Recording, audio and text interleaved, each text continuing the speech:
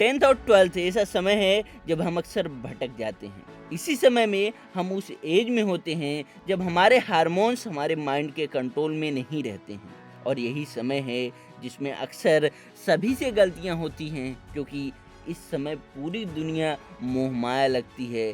बस उसकी आंखों में जन्नत दिखाई देती है। लव वर्सेस स्टडी जानेंगे आज के हमारे इस वीडियो में। तो चलिए शुरुआत करते हैं एक कहानी से।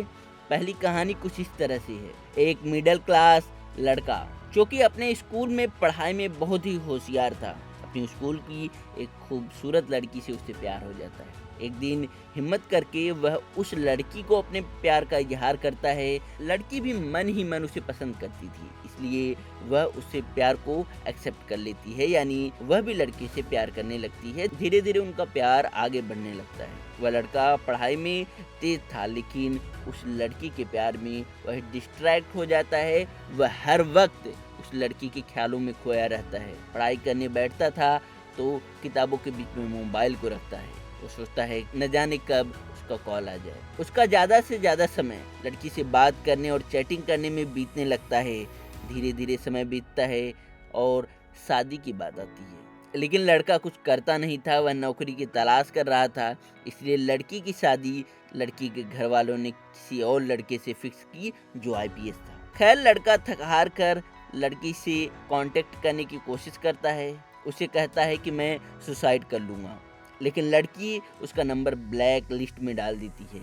लड़का कुछ सालों तक टूटा दिल लिए इधर उधर धक्के खाता रहा और किसी प्राइवेट कंपनी में 15,000 रुपए की वेतन पर काम करने लगता है। सोचिए, वह अगर अपने माइंड को थोड़े समय के लिए कंट्रोल कर लेता तो आज उसकी लाइफ कुछ और होती।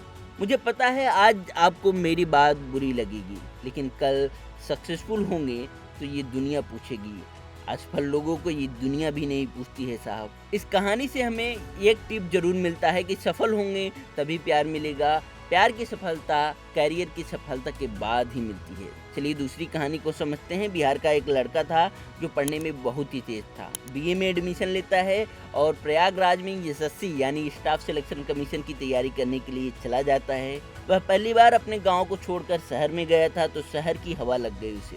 उसने सोचा, मेरा तो अभी ग्रेजुएशन भी नहीं हुआ है और मेरे पास काफ़ी टाइम है, और इसी कारण वह अपने समय को बर्बाद करने लगता है और उसे भी किसी लड़की से प्यार हो जाता है। जो लड़के उससे बहुत पीछे थे, उन लड़कों का एसएससी में सिलेक्शन हो जाता है। वह लड़का आज भी प्रयागराज की गलियों में घूम रहा है और किसी दोस्त ने बताया है कि उस लड़की का भी किसी कॉम्पिटिटिव एग्जाम में सिलेक्शन हो गया है, जिसकी वजह से वह लड़का पढ़ाई छोड़ रहा था। और आखिरकार उस लड़की ने भी उस लड़के को छोड़ दिया।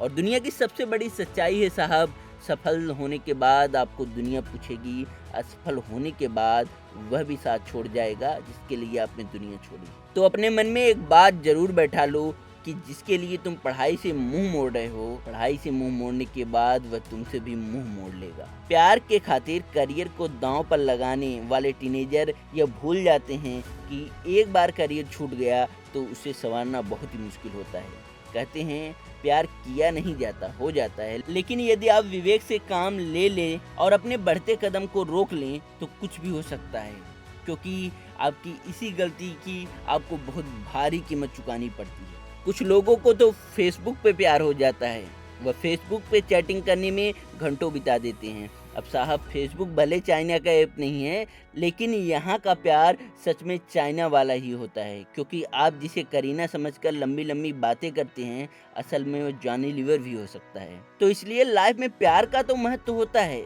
लेकिन अगर प्यार के लिए आप अपना टाइम वेस्ट कर रहे हो, करियर खराब कर रहे हो, तो आपको बाद में पछताना पड़ सकता है। इसलिए करियर पर फोकस करो, प्यार आपके पास चल कर आएगा। धन्यवाद।